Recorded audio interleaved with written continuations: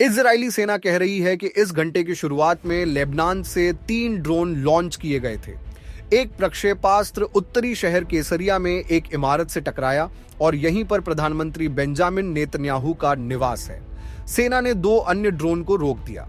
Israeli सेना के प्रवक्ता भी कह रहे हैं कि नेतन्याहू घर में नहीं थे। हमले के समय और कथित तौर पर कोई हताहत नहीं हुआ है, लेकिन हम यह भी जानते हैं कि पूरे उत्तरी इजराइल और तेल अवीव में हवाई हमले के सायरन बज रहे थे जब लेबनान से हिजबुल्लाह द्वारा भेजे गए ड्रोन में से एक ने प्रधानमंत्री बेंजामिन नेतन्याहू के निवास पर हमला किया, जो उस हमले के समय फिर से घर पर नहीं थे। आइए नूर ओदेह को बुलाते हैं। नूर हमारे साथ शामिल हो रही है जॉर्डन की राजधानी अम्मान से। ऐसा इसलिए है क्योंकि इजराइल सरकार ने अल जजीरा को कब्जे वाले वेस्ट बैंक और इजराइल के अंदर रिपोर्टिंग करने से प्रतिबंधित कर दिया है। नूर, आपके पास आने से पहले मैं अपने दर्शकों को बता दूं कि हम केसारिया से नवीनतम तस्वीरें देख रहे हैं, जहां उस ड्रोन ने इजराइल के प्रधानमंत्री बेंजामिन नेतन्याहू के निवासियों को निशाना बनाया, वास्तव में उनके आवासों में से एक। तो चलिए नूर को बुलाते हैं।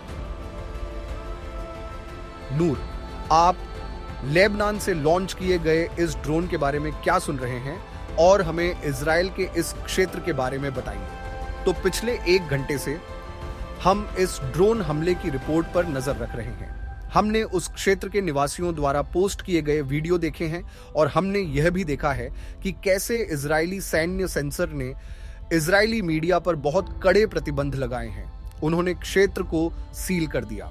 संदेह था और लोग कह रहे थे कि यह वह क्षेत्र है जहां इजरायली प्रधानमंत्री के निवासी हैं, लेकिन जाहिर है कानूनी प्रतिबंधों के कारण इजरायली मीडिया इसकी पुष्टि नहीं कर सका।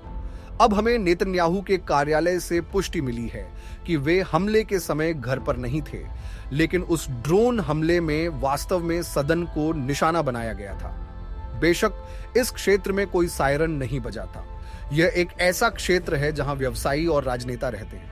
यह एक ऐसा क्षेत्र जहां बहुत सारी शक्ति केंद्रित है, लेकिन बहुत सारी रणनीतिक संपत्तियां भी हैं, जैसे कि कैसरिया के आसपास सैन्य अड्डे या उस क्षेत्र में गैस रिफाइनरियां भी हैं। और हमने पड़ोसी क्षेत्रों में सायरन बजते देखे हैं।